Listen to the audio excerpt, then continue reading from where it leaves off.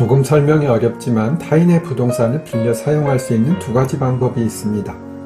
임대차 계약과 전세권입니다. 임대차 계약은 채권적 권리이고 전세권은 물권입니다. 따라서 전세권을 설정했다면 등기부 을구란에 등기가 올라갑니다. 물론 임차권도 임차권 등기 명령에 의해 등기가 되는 경우가 있습니다.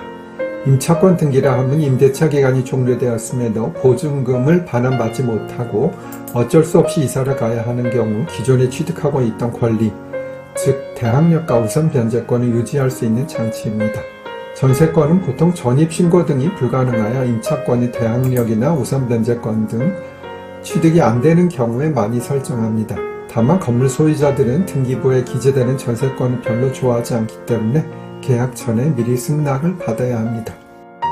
제가 상담을 하다 보면 1심 변호사 또는 전에 변호사가 마음에 들었는지 묻게 되는 경우가 있습니다.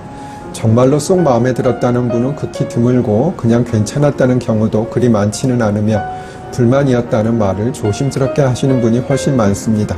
주로 소통이 잘 안 된다는 불만, 예를 들어 전화를 했는데 안 받고 여러 번 전화를 해도 답이 오지 않는다. 핸드폰 번호는 알려주지도 않는다. 문자를 보냈는데 답이 없다. 카톡을 했는데도 읽지도 않는다. 라는 것이 대부분입니다. 물론 바쁜 변호사 많이 있고요. 저도 마찬가지입니다.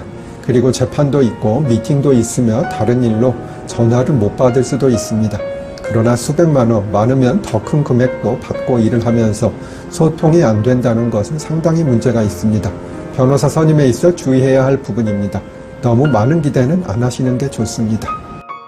최근에 상담을 하면서 1심 변호사는 오후 6시가 지나면 문자도 보내지 말라고 했다 해서 너무 섭섭했다고 하소연을 하는 것을 들었습니다. 물론 변호사도 직장인이고 저녁이나 주말에는 쉬어야 하는 것은 당연하겠지요. 그렇지만 저녁에 문자가 왔다면 그 다음 영업일에 답을 해드리면 되는 것이지 문자도 보내지 말라는 것은 의뢰인들이 섭섭하게 생각할 수밖에 없습니다.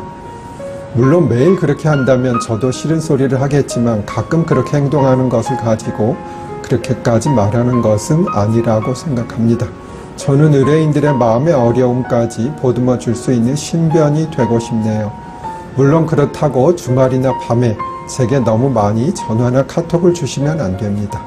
저는 토요일 오후나 평일 근무 시간 후 저녁에 상담을 많이 진행하고 있음을 말씀드립니다. 제가 초임 판사였던 시절에는 원고 청구 기각 판결이 그리 많지 않았습니다. 그때만 해도 변호사들이 적었고 그렇기 때문에 가능성이 별로 없는 청구를 하겠다는 의뢰인들이 있으면 하지 말라고 설명을 하거나 사건은 맞지 않는 경우가 상당히 있었는데요. 지금은 변호사들이 사건이 별로 없기 때문에 조금 어려운 소송이라도 의뢰인들이 꼭 원하면 해주거나 아니면 앞장서서 가능성이 적은 사건이라도 해보자고 권유하는 경우가 많아졌기 때문이라고 그 이유를 생각해 볼 수가 있습니다. 여튼 민사법정에서 판결을 선고할 때 원고의 청구를 기각한다는 판결이 많아진 것은 부인할 수 없는 사실입니다. 좀 씁쓸한 현실이지요. 민사사건과 형사사건의 구별은 설명드렸습니다. 민사사건은 원고와 피고 간의 권리 의무에 대한 것이라면 형사사건은 잘못한 사람, 즉 피의자 또는 피고인에게 벌을 주는 절차라고 생각하면 됩니다.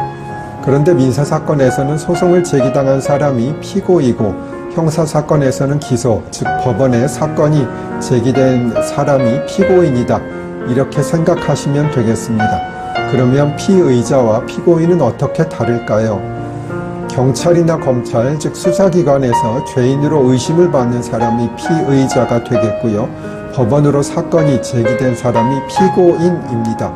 왜 피의자에는 놈자를 쓰고 피고인에는 사람인을 쓰는지까지는 제가 모르겠습니다. 하여간 피의자, 피고인 꼭 구별해서 알아두시면 좋겠습니다.